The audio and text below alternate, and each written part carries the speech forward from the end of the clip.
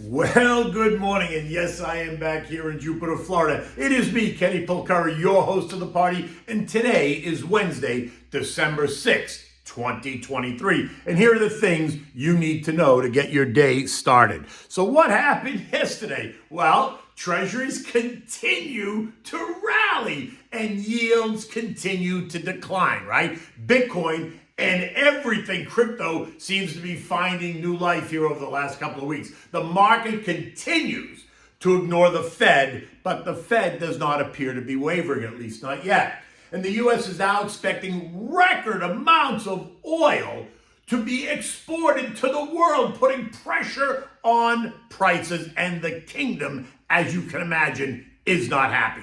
The VIX continues to suggest that it's all a bed of roses, which should raise some red flags. And it continues to be the feast of the seven fishes. And here's recipe number 3, which is the Feta shrimp, which is so delicious. Anyway, Treasury prices continue to rise. The TLT rose 2.1%. The TLH gained 1.7%. Yields plummeted. The 2-year yielding 4.6%. The 5-year yielding 4.17%. The 10-year yielding 4.17%. The 30-year yielding 4.31%. Tech stocks and consumer discretionary stocks were the only groups that ended higher yesterday, right? The XLK rose by 0.6 and the XLY was up 0.2. The Dow lost 80 points. The S&P gave back 3. The NASDAQ did gain 45. The Russell lost 26 points, while the transports gave back 265 points. And as expected, the Magnificent Seven continue to march forward. Nvidia up 2%, Apple up 2%, now is a $3 trillion company. Amazon up 1.4, Google up 1.3, Microsoft up 1%, and et cetera, et cetera. The biggest losers in the S&P were energy down 1.75%, basic materials down 1.4%, industrials down 0.8%, consumer staples down 0.8% as well. Retail, which is a big consumer indicator, lost 2.7%. Airlines down 1.5%. Metals and miners lost 2.5%. But look, they are up 15% in just 2 weeks. Defense and aerospace lost 0.8%. But again, that group is up 18% since the October 7th Middle East war began. Bitcoin and anything crypto in that ecosystem have all found new life in the second half of 2023. This after the spectacular collapse of FTX, FTX's Sam Bankman-Fried, and now Binance's CZ. Bitcoin piercing 44,000, up 160% this year. Coinbase trading at 140, up 102% since September 1st. Ethereum trading at $2,300, up 44% since mid-August.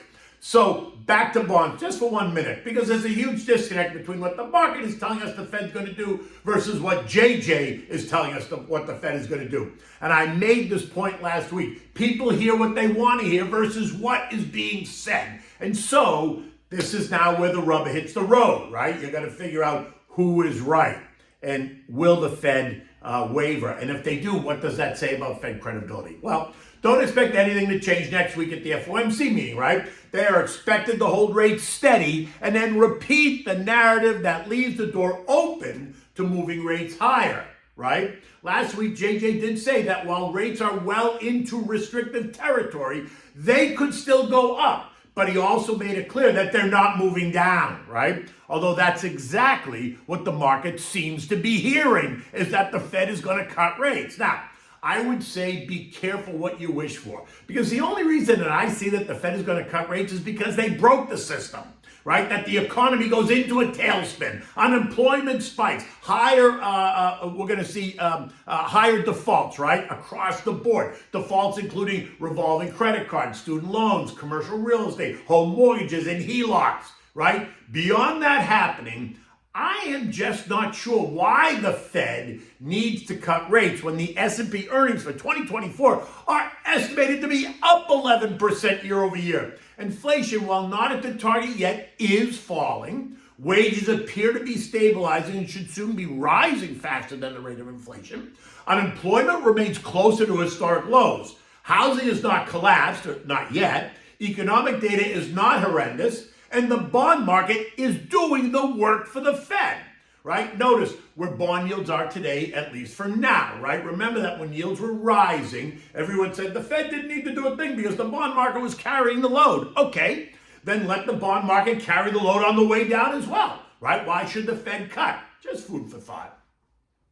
In any event, what have we learned? Well, we've learned that trying to pick the tops and the bottoms is a losing strategy. All of the uncertainty that surrounded the markets all year has left many scratching their heads, wondering what they did wrong.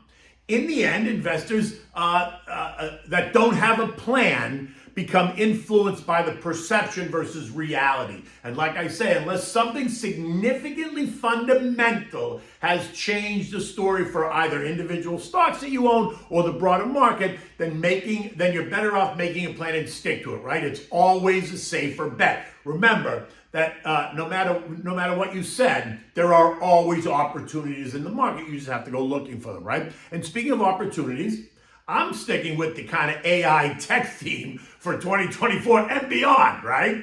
But look, I think you should start looking at small caps and mid caps. The IJJ and IJT are both up 15 and 21% respectively in the past 6 weeks. And there's lots of building interest in this sector as it has been an underperformer in 2023. It's up only about 5.5%.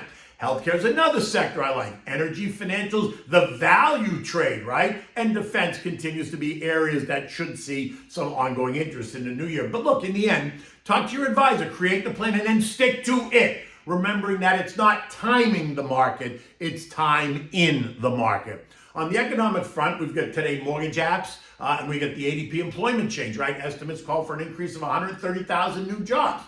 Now, unit labor costs are due out at 8:30, and they're expected to be down as well. And that's a plus tick, right? Friday brings us a non-farm payroll report, and that data point is going to be the one to watch at the end of the week. It's expected to show an increase of 190,000 new jobs. Unemployment is rumored to be higher this month, right? It's at 3.9%. And that means that we could see an unemployment rate with a 4% handle on it. And that's up 0.6% from the summer lows of 3.4, a data point that suggests a recession is on its way. But we've heard that story for months now. Again, moving in a way that the Fed needs to, it is moving in a way that the Fed needs to see it in order to kill demand and bring inflation down even faster. The fear is that once that ball starts rolling, where does it end, right? Now, will it move fast enough? Will the unemployment rate move fast enough that it breaks the economy, or will it be able to navigate that soft landing? Average hourly earnings are up 0.3% month over month and 4% year over year. That's the expectation, while the labor force participation rate stays at 62.7%. University of Michigan survey continues to suggest that Americans expect one-year inflation to actually be 4.3%.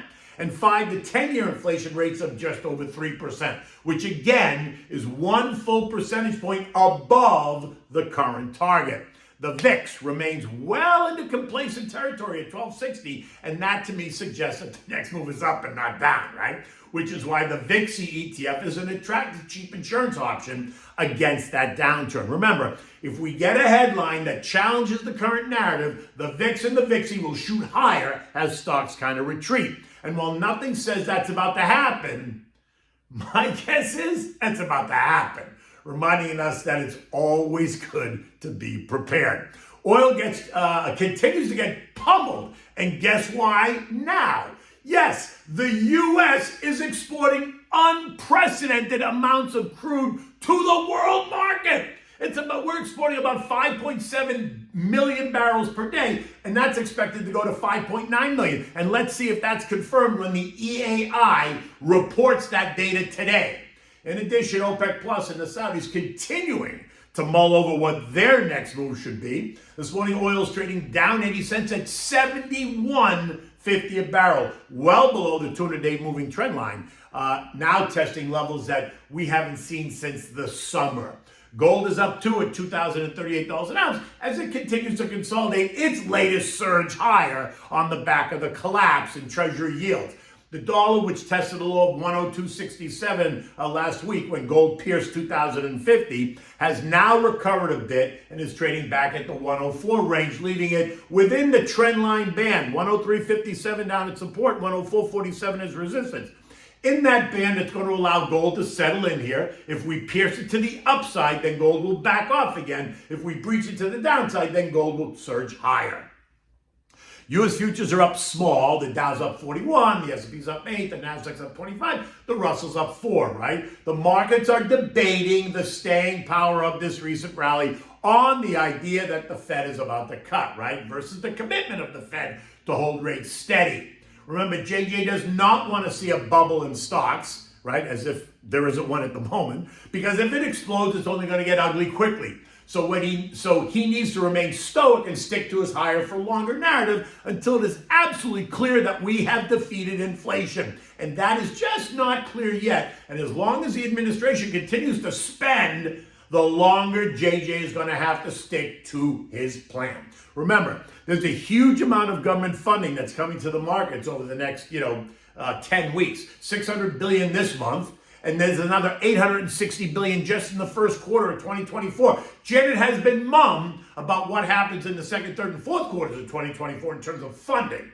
So let's see how the market reacts to all of that new supply that's coming, remembering that the Japanese, the Chinese, and the Fed are all net sellers of Treasury, not buyers of Treasuries. European markets are all a bit higher this morning, up between 0.3%. The ECB's most hawkish officials now telling us that inflation across the Eurozone is showing remarkable slowdown.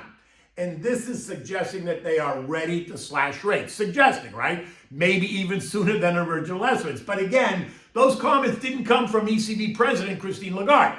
And like JJ, she has been clear that a rate cut at the moment is not on the table. The S&P closed at 45.67, down 3 points as the market is just feeling a bit tired after the run that we've seen, right?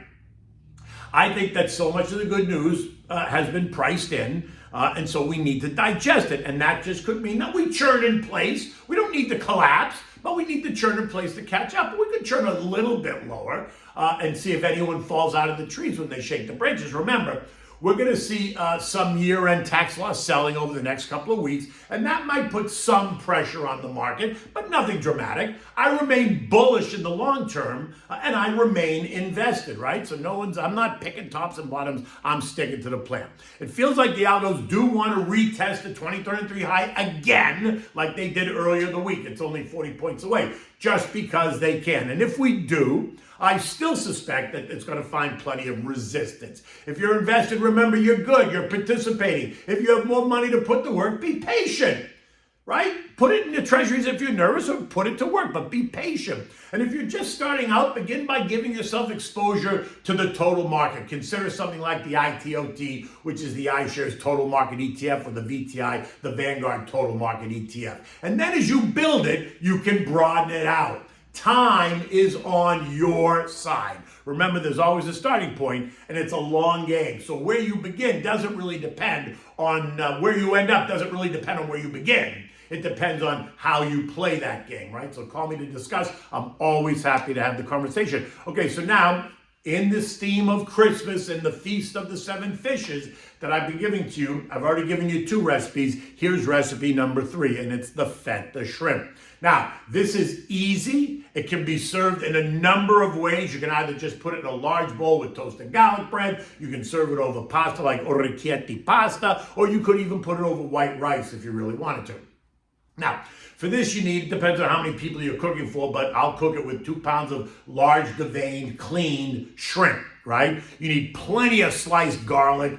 You need thin sliced plum tomatoes. You need plenty of crumpled feta cheese. You need butter, salt, and pepper, olive oil, and Madeira wine, right? Now, you can prepare all this ahead of time, put them in small bowls right around your stove, have them ready for when you need to cook this, because the thing about this dish is you have to make it and serve it really right away, right? So begin by heating up a half a stick of butter or so and some olive oil in a nice deep saute pan. Put it on medium-high heat. Don't burn the butter. When it's nice and all melted, add a handful of sliced garlic and saute that for 4 or 5 minutes or so, making sure not to burn.